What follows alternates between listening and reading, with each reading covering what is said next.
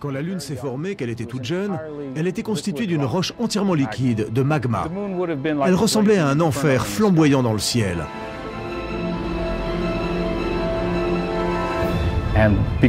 Et même si c'était de la roche, du fait que celle-ci était à l'état liquide, la pression gravitationnelle de la Terre, conjuguée à l'orbite de la Lune, provoquait des marées comme celles que nous connaissons sur la Terre. Puis la Lune et ses marées de lave se sont refroidies, et il reste aujourd'hui ce paysage désolé et solide. Mais la relation gravitationnelle entre la Terre et son satellite n'a jamais cessé. Imaginons maintenant qu'il n'y ait pas de lune chaque nuit dans le ciel. En quoi le monde serait-il différent ?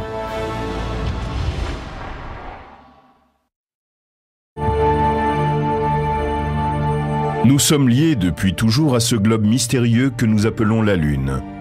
Mais qu'arriverait-il à la Terre si celui-ci n'existait pas ? Le fait que nous soyons là aujourd'hui est dû en partie à la Lune. Elle permet à la Terre de créer un environnement, des océans par exemple, emplis de minéraux qui nous permettent d'exister. S'il n'y avait pas la Lune, la Terre serait complètement différente. C'est elle qui est à l'origine des marées, qui donnent leur forme à nos rivages et créent nos paysages.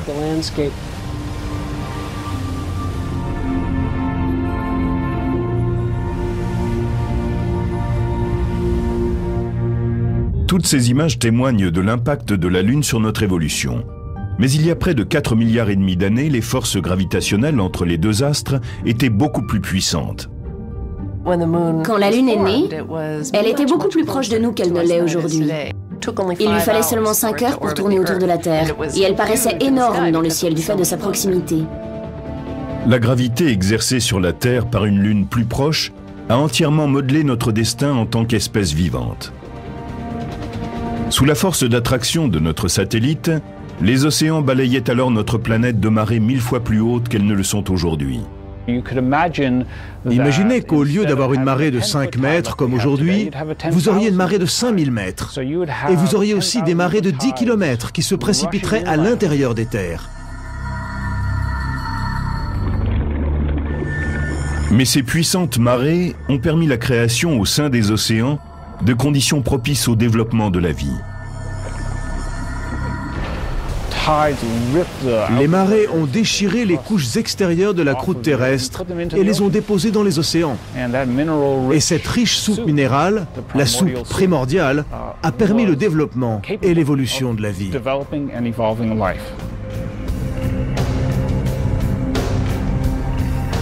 Certains spécialistes pensent que les bassins de marée ont été le lieu idéal pour que la vie évolue et s'adapte à l'environnement terrestre.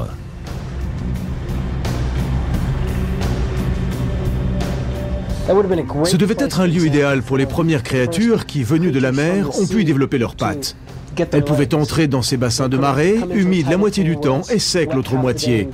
C'était idéal pour faire pousser leurs pattes et se déplacer ensuite sur la terre ferme. Selon l'astronome Neil Cummins, il ne faut pas sous-estimer l'influence de la Lune sur le développement de notre espèce. Sans la Lune, je ne pense pas que le processus aurait pu se produire, en tout cas aussi rapidement. Nous avons évolué de telle sorte que notre horloge biologique tourne en 23-24 heures. Si la Lune n'avait pas été là,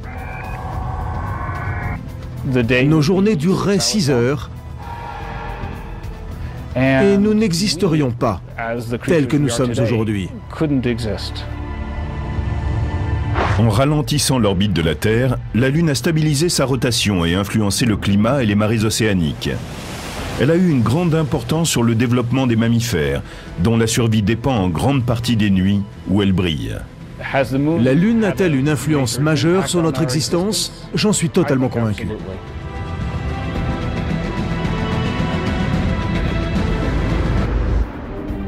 À chaque fois qu'elle est pleine, son image est toujours la même.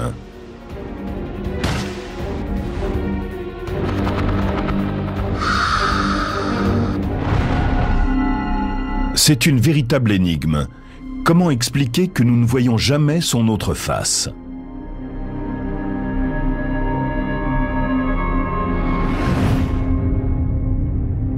Après 4,5 milliards d'années d'évolution, le système Terre-Lune en est arrivé à un point où la Lune nous montre en permanence le même côté.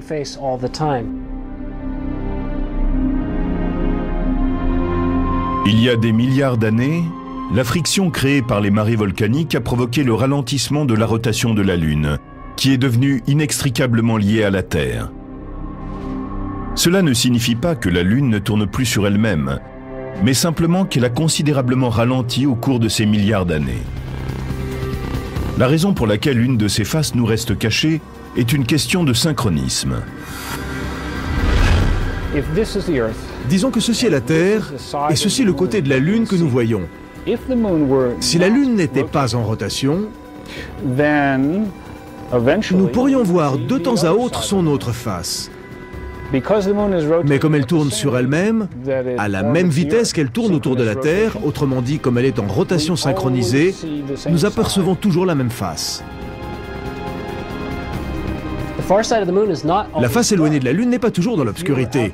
Si vous étiez dans l'espace, vous verriez que le Soleil la frappe de tous les côtés au cours de son orbite autour de la Terre qui dure un mois. Mais de là où nous sommes, nous ne pouvons voir qu'une seule de ces faces. Il semble que la force gravitationnelle contrôle parfaitement la relation Terre-Lune.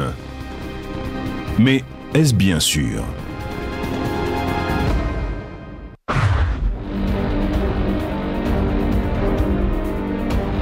Certes, elle maintient la Lune dans notre orbite, mais elle perd lentement de son emprise.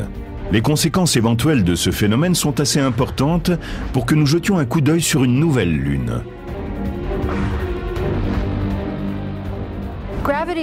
La force gravitationnelle est ce qui relie la Lune à la Terre.